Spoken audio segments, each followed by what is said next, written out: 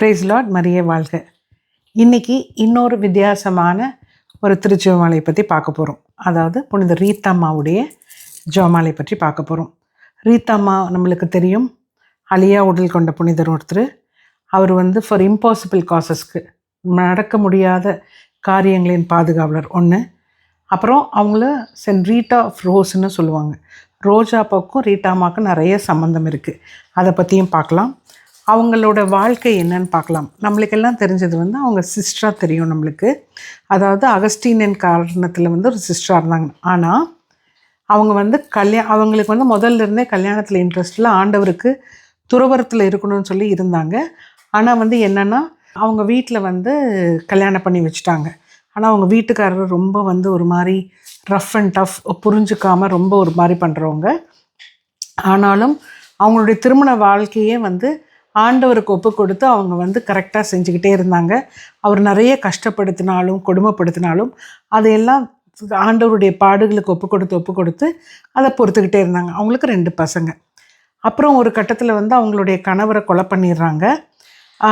அந்த பசங்க அவங்கள பழி வாங்குறேன்னு சொல்லிட்டு ரொம்ப தீவிரமாக இருக்கும்போது இவங்க வேண்டி ஆண்டவர்கிட்ட ஒப்பு கொடுத்தாங்க.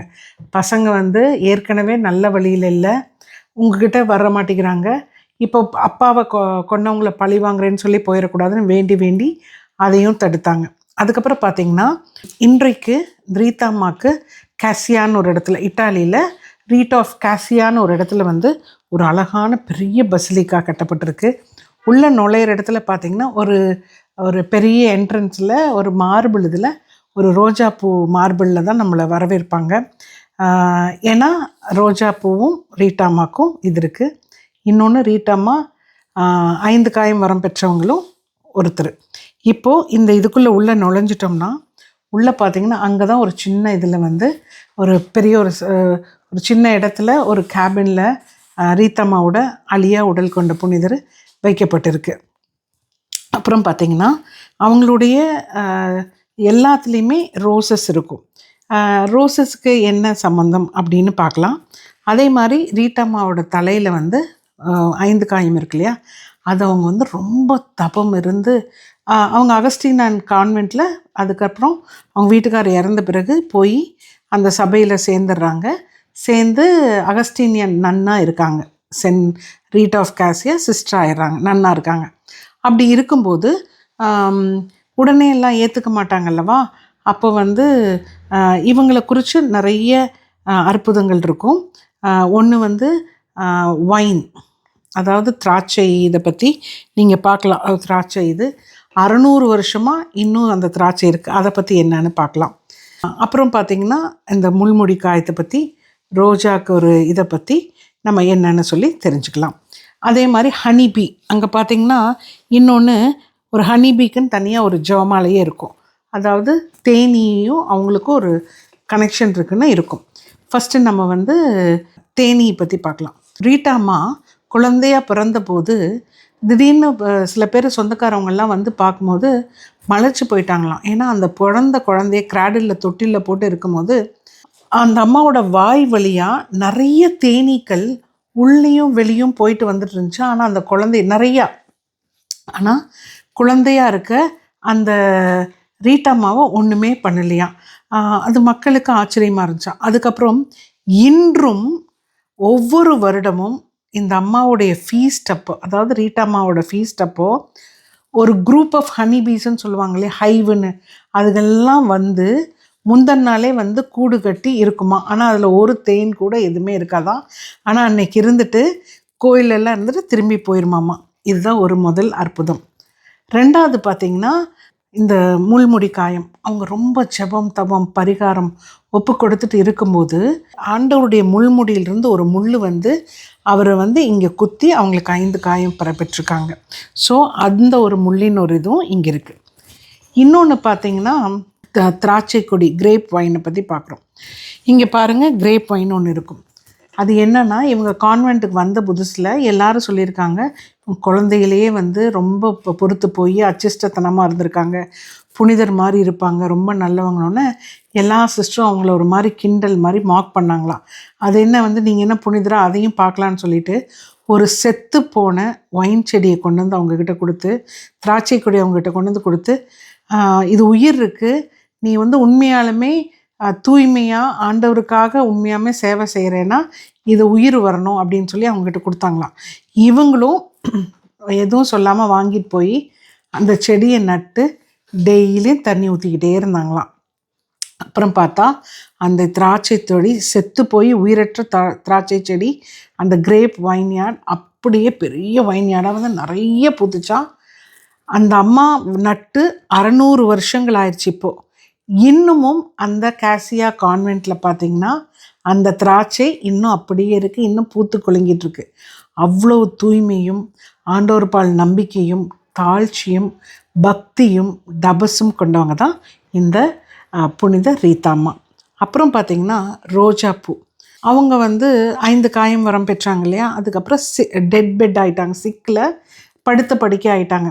அதுக்கப்புறம் அவங்கள பார்க்குறதுக்கு அவங்களுடைய கசின் ஒருத்தவங்க வந்தாங்க. வரும்போது அவங்க சொல்கிறாங்க, நம்ம ஃபேமிலி கார்டன்லேருந்து, அது ஜனவரி மாதம், நம்ம ஃபேமிலி கார்டன்லேருந்து ஒரு ரோஜாப்பூ எடுத்துகிட்டு வரியா, அவங்களுக்கு ரொம்ப பிடிக்கும் ரோஜாப்பூவை கொண்டு போய் சேசுவுக்கு வைக்கிறதுக்கு ரொம்ப பிடிக்கும். அப்போ சொல்கிறாங்க, எடுத்துகிட்டு வரீங்களான்னு கேட்கும்போது அந்த சொந்தக்காரவங்க மறுக்க முடியல. ஆனால் வந்து அந்த கிளைமேட்டில் வந்து ஐஸாக இருக்கும். ஸோ வந்து ரோஜாப்பூ இருக்கிறதுக்கு வாய்ப்பு இல்லை. சரி இவங்க சொன்னாங்களேன்னு சொல்லிட்டு வீட்டுக்கு போயிட்டு அந்த ஏதோ ஒரு கார்டனில் பார்க்குறாங்களாம், சுற்றி ஐஸாக இருக்கான். ஆனால் ஒரே ஒரு ரோஜாப்பூ மட்டும் அந்த ஐஸ்லேருந்து நீட்டிட்டு ரோஜா செடியில் பூத்துருந்துச்சான். உடனே இவங்க வந்து அற்புதமாக அந்த ரோஜாப்பூவை பறிச்சுட்டு வந்து ரீத்தாம்மாவுக்கு கொடுத்தாங்களாம். அந்த இன்னும் என்னென்னா, ரீட்டாம்மா இருக்கிற இடத்துல அந்த ரோஜாப்பூவோட இது இன்னும் வாடாமல் அப்படியே இருக்குது.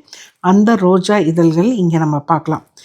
இந்த ஜெபமாலை பார்த்திங்கன்னா அங்கே தேனி முள்முடி அதற்கான சாப்லெட் ஜெபமாலை இங்கே இருக்குது.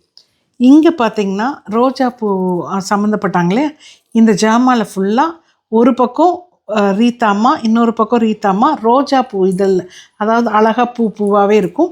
இங்கே வந்து ரீத்தாம்மா எப்படி இருப்பாங்க, இது எப்படி சொல்லணும்னா, அவங்க நடக்க முடியாத காரியங்கள், இம்பாசிபிள் காசுக்கு பாதுகாவலர், அவங்கக்கிட்ட ஒப்பு கொடுத்து தாழ்ச்சியோடு இருந்து, அதுவும் வந்து திருமணத்துக்காக காத்திருக்கிறவங்க வேண்டணும், நல்ல குடும்பம் திருக்குடும்பம் வரணும், அதாவது குடும்பம் சமாதானமாக இருக்கணும், குடும்பத்தில் ஏதாவது பிரச்சனைகள்லாம் இருந்தால் இந்த அம்மா தான் பாதுகாவலர், அவங்கள கூப்பிட்டுக்கணும் உதவிக்கு. அதுக்கு இது பார்த்திங்கன்னா இந்த ஜெபமாலையும் அதே மாதிரி இருக்கும். அந்த அம்மாவுடைய திருப்பண்டத்தை கொண்ட ஜெபமாலை. இதுலேயே அந்த அம்மாவுடைய ஆடையின் ஒரு பகுதி இங்கே இருக்குது. ப்ளஸ் இது என்னென்னா, அந்த அம்மா எவ்வளோ தாழ்ச்சி பணிவு அன்பு ஆண்டவர் பால் மிகுந்த நம்பிக்கை கொண்டு நிறைய சஃபரிங்ஸை பாடுகளை ஏற்றுக்கொண்டு அவங்க ஆண்டவருடைய திருக்காயம் வரம் பெற்றவர்கள். நாமும் ரீத்தாம்மா வழியாக ஆண்டவரே இறுக பற்றி கொள்வோம்.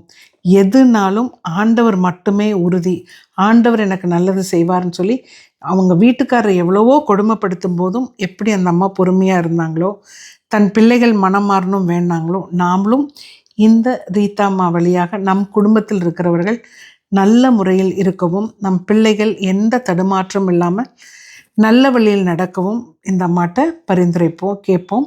அதே போல் திருமணத்தடை திருமணத்தில் ஏதாவது பிரச்சனைகள் இருந்தாலும் ரீத்தாம்மா நம்ம குடும்பத்துக்குள்ளே வந்து நமக்காக ஆண்டவரிடம் பரிந்து பேசி நமக்கு சரி பண்ணணும்னு சொல்லிட்டு, அதே மாதிரி ரோஜாப்பூ எப்படி வந்து நறுமணம் தருமோ அந்த மாதிரி ஒரு தடவை வந்து சிஸ்டர்ஸ் சொன்னாங்களாம், அவருடைய காயத்திலிருந்து ஒரு மாதிரி நாத்தம் வருது அப்படி இப்படின்னு சொல்லி சும்மா அவங்கள கிண்டல் பண்ணுறது சொன்னாங்களாம். அவங்க ஒரு மீட்டிங்க்கு போக வேண்டி இருந்துச்சான்.